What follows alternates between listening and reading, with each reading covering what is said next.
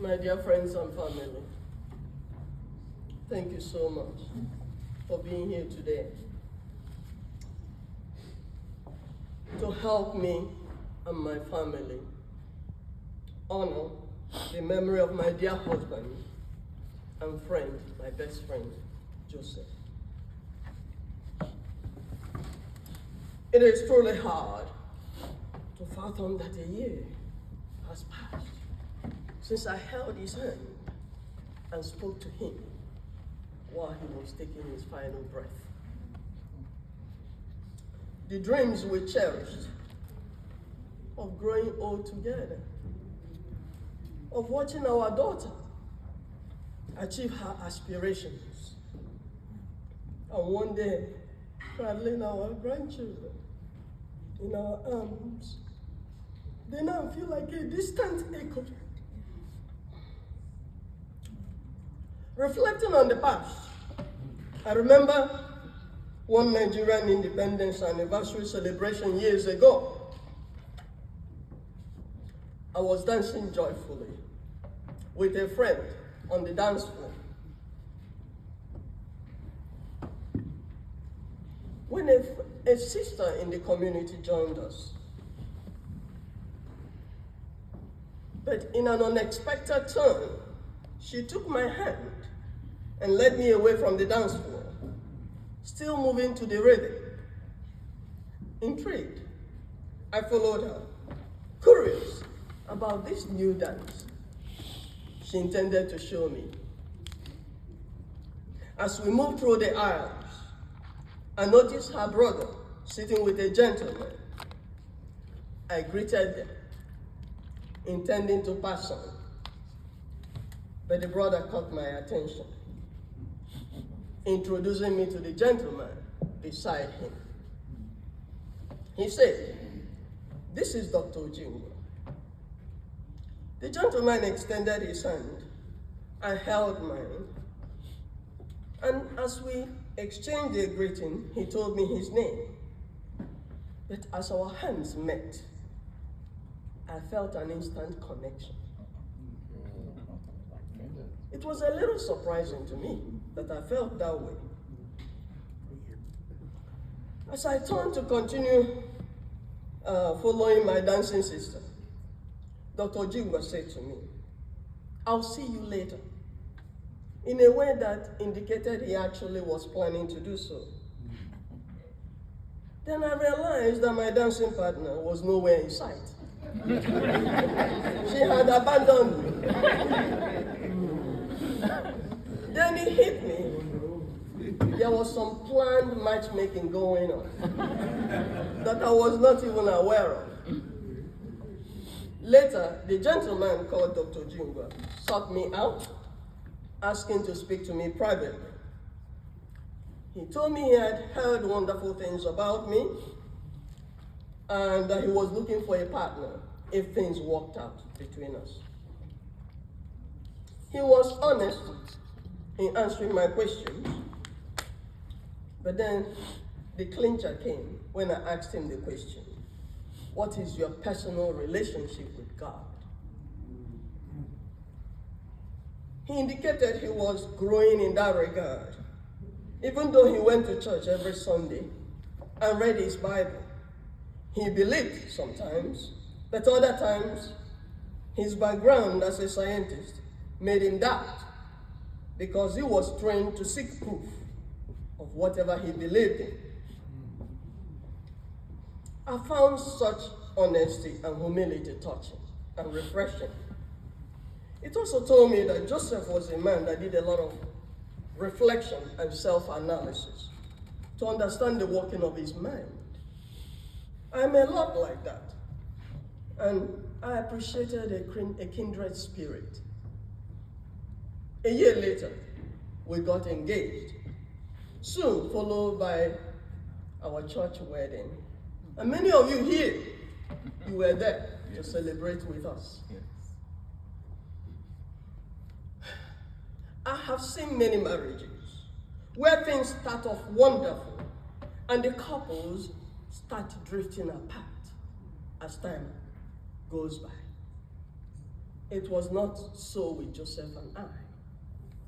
The more we spent time together, the more we got to know each other, the deeper our connection became. It was indeed a match made in heaven. This connection was so obvious that our daughter one day asked me privately, "Who do you love more, Daddy or me?" I said to her, "You had better not go there. I have known your dad for much far longer than before you even came along." Poor baby. She was very sure I loved her better than life itself. Yet, she recognized the deep love and connection I shared with her father. In her young mind, she could not grasp how I could love two people so deeply and yet equally.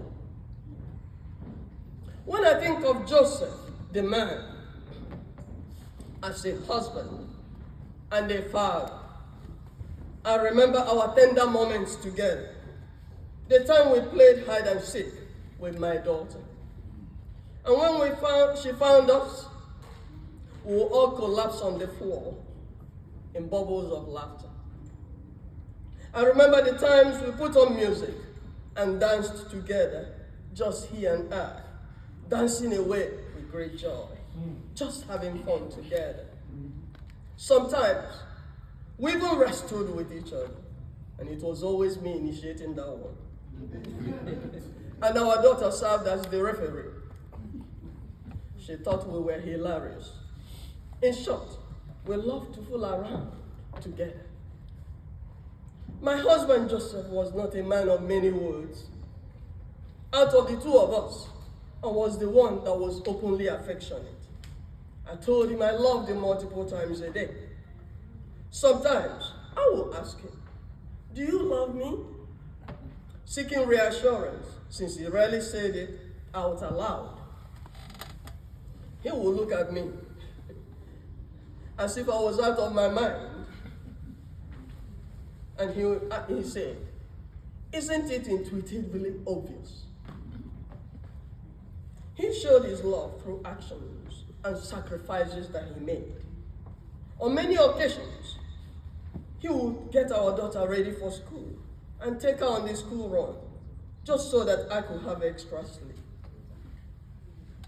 If I was tired or not feeling well, he would take food, bring me food.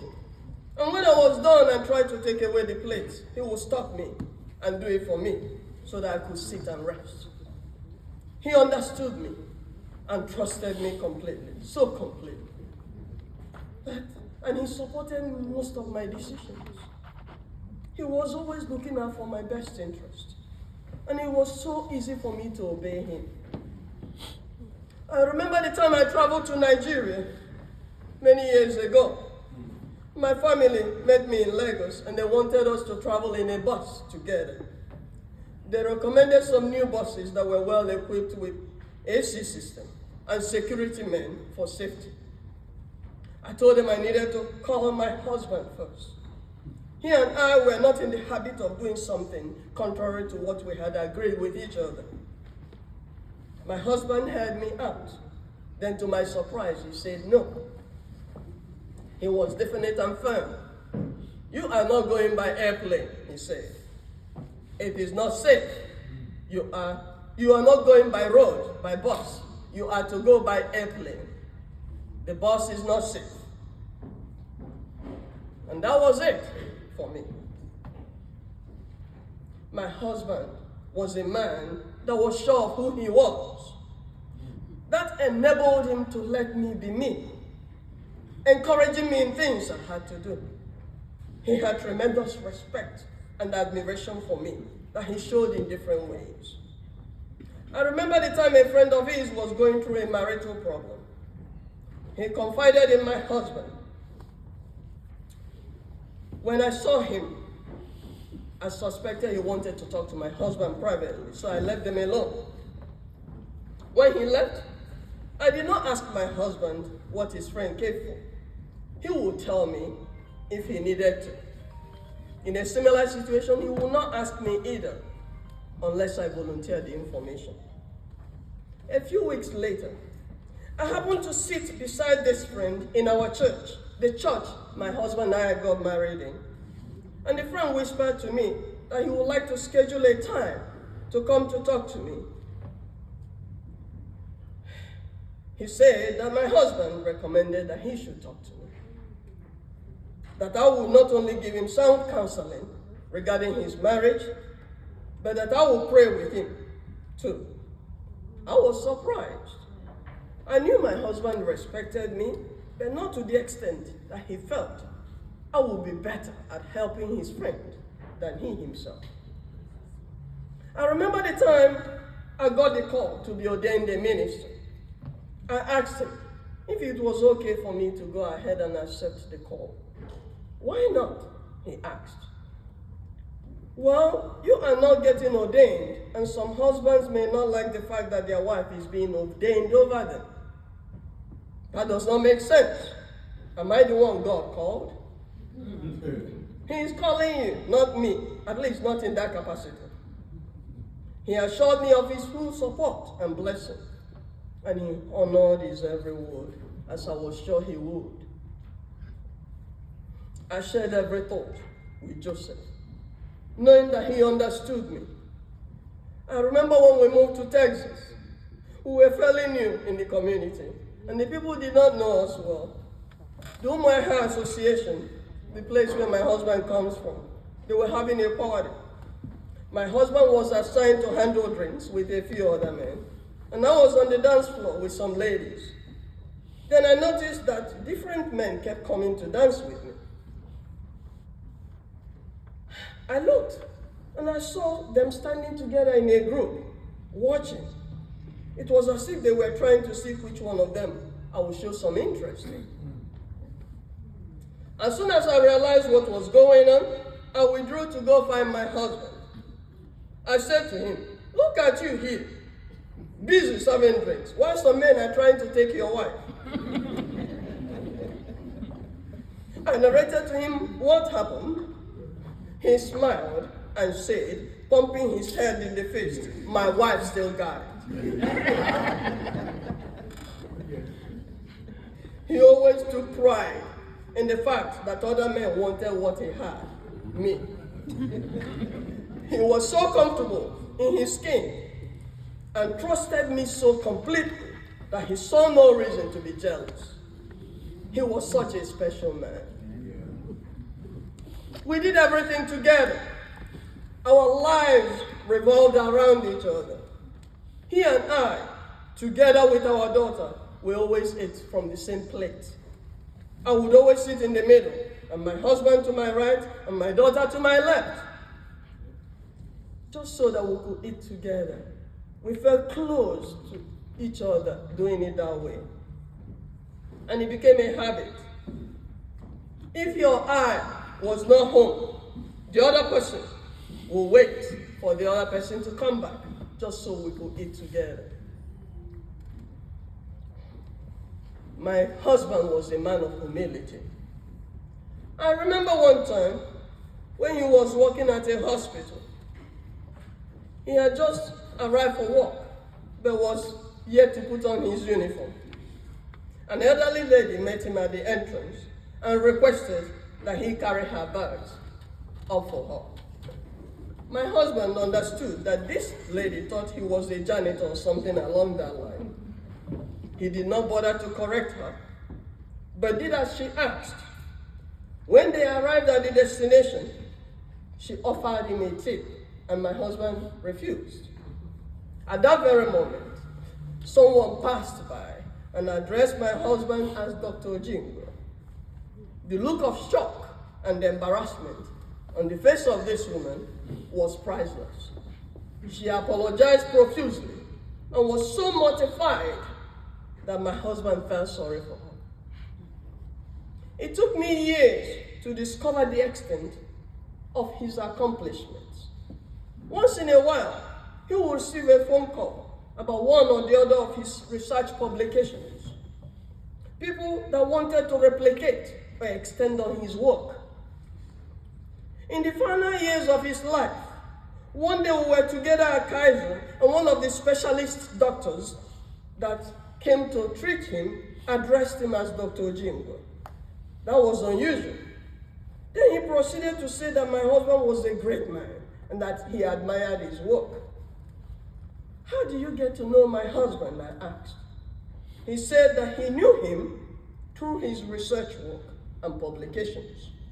He told me then that when he was doing his specialty at UC Davis, they used some of my husband's work. He said he was honored to actually meet Joseph in person. This gave me mixed emotions of both pride and sadness. In the final months of his life, another one of the doctors treating him came in and started talking about him and his publication in medical journals with great admiration and respect.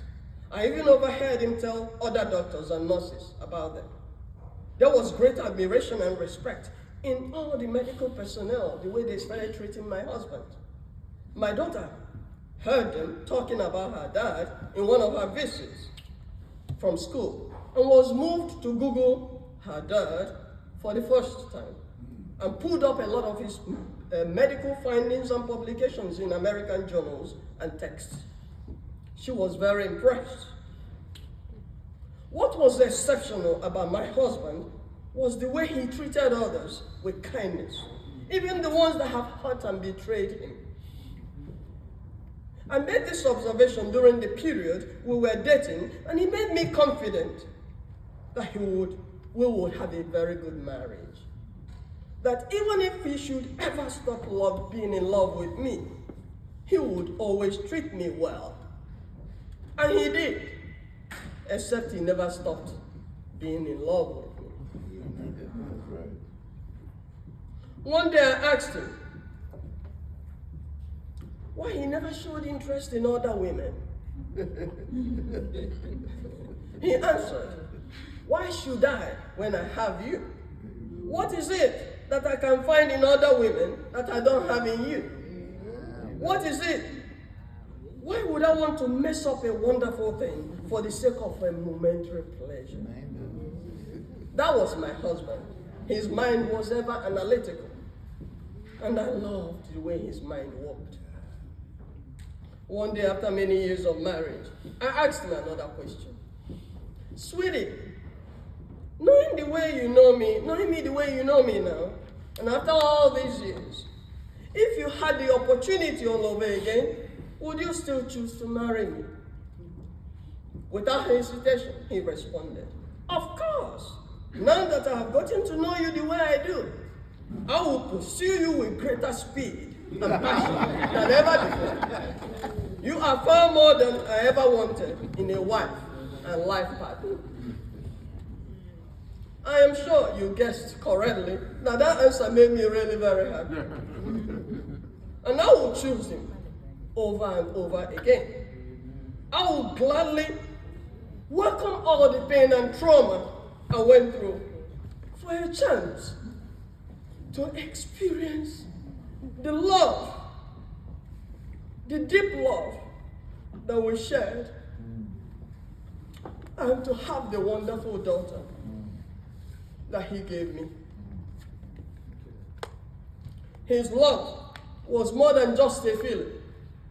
It was in every gesture, every word, every sacrifice he made for me and my daughter.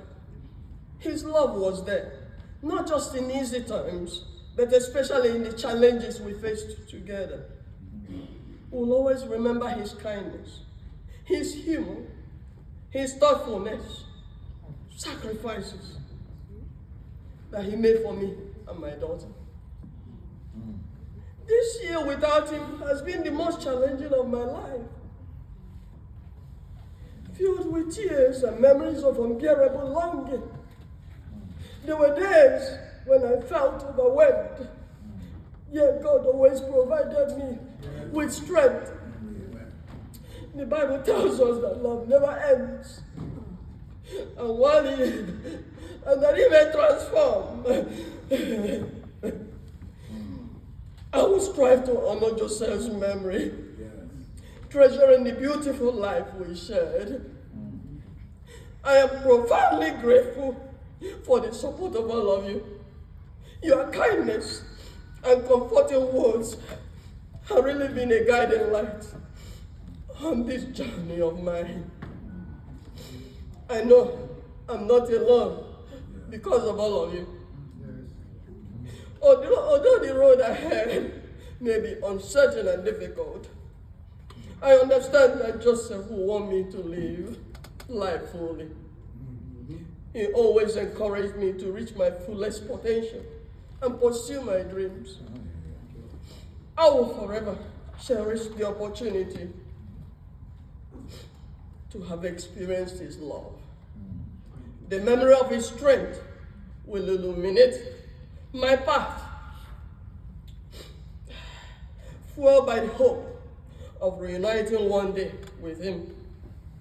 I take comfort in knowing he rests with God, whom he grew to love and trust deeply through our lives together. Thank you, everyone, from the bottom of my heart, for being here today to remember Joseph.